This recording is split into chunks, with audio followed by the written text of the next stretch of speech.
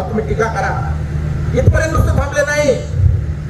आज मला जाहीर बोललं पाहिजे, मार्केट कमिटी महत्वाची नाही.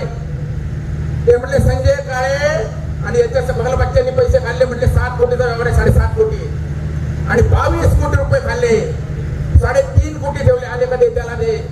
आणि मीडिया महाराष्ट्राचे पण संचालक ऐश्वर्याशाही भाड खाल्ली. काय म्हणले? भाड खाल्ली. आणि संजय काळेच्या काळ्याची भाड खाल्ली आणि संजय काळेच्या 5 पिढ्या भिकारी झाल्याशिवाय राहणार नाही. अरे बाबा, तुमचं आयुष्य दलाली करण्यात मोबाईल गेलं.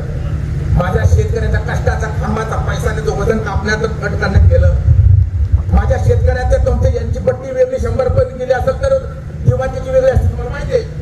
त्याचं तो मार्जिन ठेवून परत दिवाणीची पट्टी वेगळी आणि पाठवायचं की गाडी वापली राणामितीचं म्हणल्यावर पण माल रेग्युलर पाठवा आणि आपल्यालाच माझ्या शेतकऱ्याला 5-50 रुपये तुम्ही पाठवा. पुढच्या वेळी मजुरीची काळजी घेतलंय, यांचं आयुष्य अशात गेलं.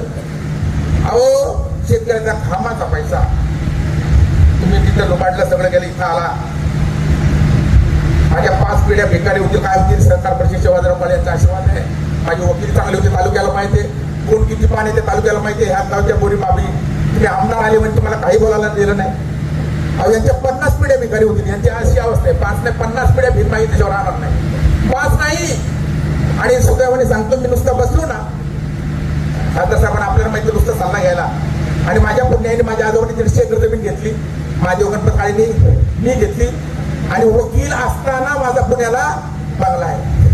तर सगळ्यांना माहिती आहे काय नाही हे म्हणतात ते. मी गाडीत फिरत होतो वकील असताना.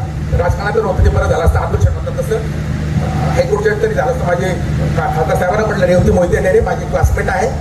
मी तिथं वकिली मुंबईला माझी वकिली चांगली होती माहिती आहे आपल्याला. ते म्हटले केम्ब्रिज वकील चालला काय जावं केम्ब्रिज कुठं होय तुमचा. आम्ही आमदार म्हणून आदर करतो, शरदादा सोनवणे म्हणून नाही. पण तुम्हाला ताम्रपट दिला नाही, कोणावर बोलावून उठसून काय बोलावं